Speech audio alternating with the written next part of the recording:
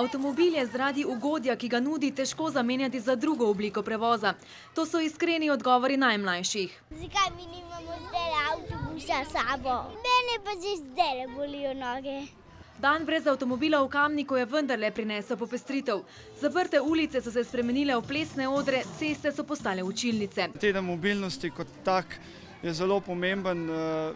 Zaenkrat je sicer omejen na bolj kot ne mestna središča.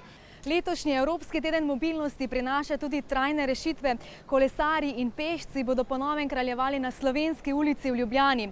Cesta bo za avtomobile, ki spadajo med največje onesnaževalce v mestih, zaprta. Po njej bo promet še brez sprememb potekal do nedelje, nato bodo hrupno Slovensko cesto trajno zaprli in preuredili.